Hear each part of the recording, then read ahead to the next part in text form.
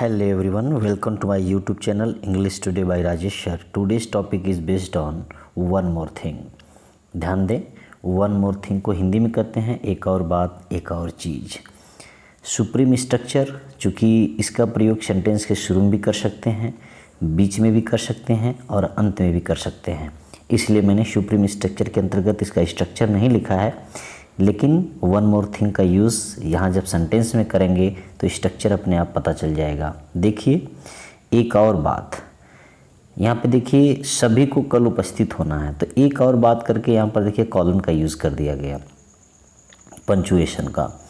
तो यहाँ पर किसी को अलर्ट आप कर रहे हो, किसी चीज़ के लिए सचेत कर रहे हो, तो सबसे पहले कॉलन का यूज़ करके, पंचुएशन का यूज़ करके ऐसे भी बोल सकते हैं एक और बात। यानी मीटिंग चल रही थी, सारे बातों पर, ठीक है ना, चर्चा हो चुकी है, सारी चीज़ों पर चर्चा हो चुकी है, लेकिन एक आध कोई बात रह गई है जो कि मेन थी, तो वहाँ पर बोल दिया गया जाते समय एक और बात, सभी को कल उपस्थित होना है।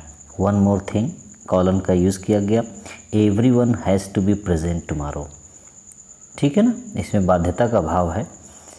एक और बात, सभी को कल उपस्थित होना है, इसमें सभी को अलर्ट किया जा रहा है, एडवांस में सूचित किया जा रहा है। तो वन मोर थिंग, देखिए यहाँ वन मोर थिंग का प्रयोग सेंटेंस के शुरू में किया गया है।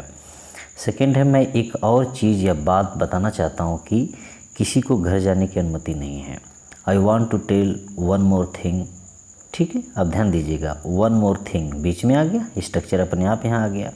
I want to tell one more thing that no one is allowed to go home, किसी को घर जाने की अनुमति नहीं है, तो ऐसे भी आप बीच में भी यूज़ कर सकते हैं।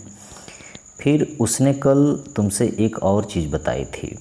He told you one more thing yesterday, देखिए वन मोर थिंग, एक और चीज़, एक और बात, तो he told you one more thing yesterday, एक और बात मैं कहना चाहूँगा कि यह ठीक नहीं है।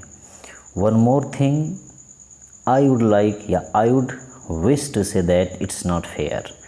चाहते हैं आप इस वाले सेंटेंस को, यहाँ से जो ये क्लॉज है इस वाले को यहाँ भी लिख सकते हैं, आई वुड लाइक या wish to say that it's not fair, ठीक। तो ऐसे कहोगे one more thing I would like wish to say that it's not fair, तो कहेंगे I would like wish to say one more thing that it's not fair. आगे भी लगा सकते हैं, पीछे भी लगा सकते हैं। आप एक और बात भूल गए जो आपको याद रहनी चाहिए थी या जो आपको याद रखनी चाहिए थी। You forgot one more thing that you should have remembered. That मतलब जो या जिसे, ठीक है ना, रखनी चाहिए थी या रहनी चाहिए थी, तो इसलिए should have plus third form लगेगा। ओके, अगर कहीं पर मान लीजिए ये तो वन मोर थिंग था, अगर कहीं एंड लग जाए, एंड वन मोर थिंग, तो ऐसे आता और एक बात और एक चीज़ और एक और बात और एक बात और, ऐसा कहीं आता है तो आप एंड वन मोर थिंग का भी यूज़ कर सकते हैं, ठीक है। तो यहाँ पर केवल लिखा है वन मोर थिंग, ध्यान दे दीजिए।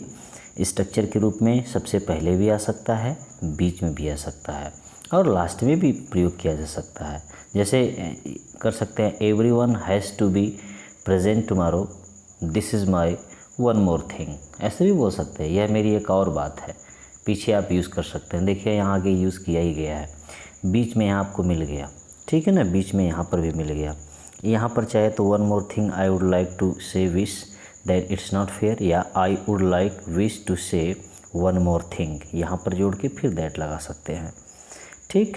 एंड वन मोर थिंग, और एक बात और एक चीज़, ठीक है, और एक और बात और एक बात और एक बात और, ऐसे में भी कभी सेंटेंस हिंदी में मिले तो आप एंड वन मोर थिंग का भी यूज़ कर सकते हैं। तो वीडियो को आप कई बार देखें, इस प्रकार की सेंटेंस बनाने का प्रयास करें और अपने ट्रांसलेशन के साथ साथ अपने स्पीकिंग को भी सुधारें। मुझे उम्मीद है कि आपको वीडियो, ये जो सीरीज चल रही है सुप्रीम स्ट्रक्चर का, आपको ज़रूर समझ में आ रही होगी।